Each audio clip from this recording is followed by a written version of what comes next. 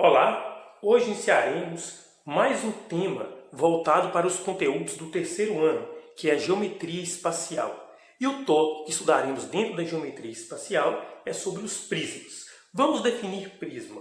Prisma é um sólido geométrico formado por duas faces poligonais, que nós chamamos de polígonos, paralelos e congruentes, denominamos bases, e as demais faces são paralelogramos, que são as faces laterais. Dessa forma, o prisma ele vai ser classificado de acordo com sua base. Quando a base de um prisma é um triângulo, ele é um prisma triangular. Se for um quadrilátero, a base é quadrangular. E se for um pentágono, pentagonal e assim sucessivamente.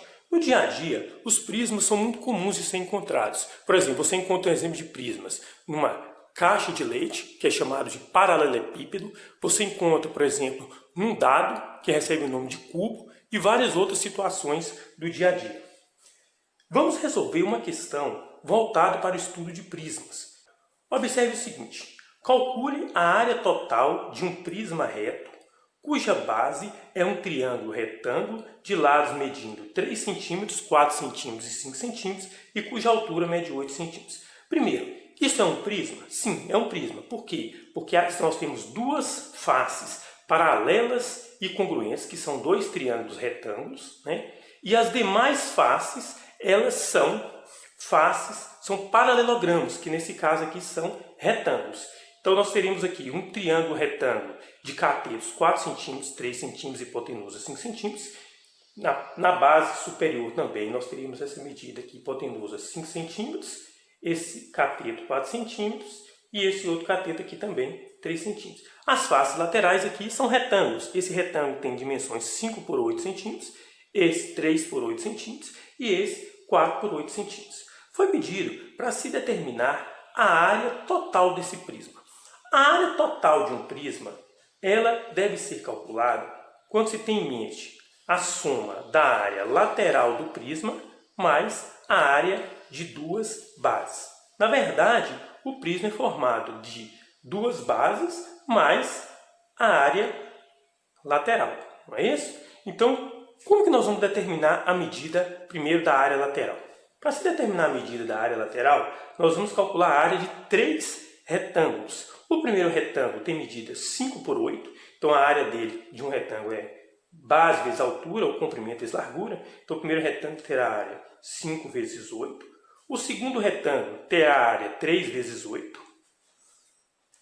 E o terceiro retângulo, 4 vezes 8. Realizando essa soma, teremos 40, 5 vezes 8, 40, mais 3 vezes 8, 24, mais 4 vezes 8, 32.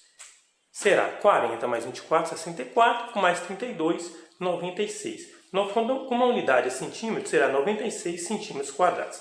Esta é a área lateral do prisma, desse prisma triangular, cuja base é um triângulo retângulo.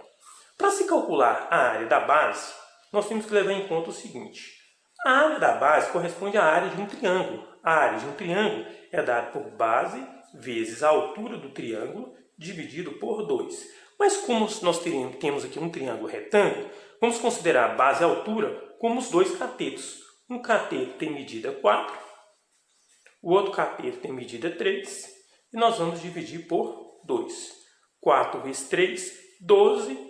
12 dividido por 2 será 6 centímetros quadrados. Esta é a área de uma das bases. Mas nós estamos querendo calcular a área total do prisma.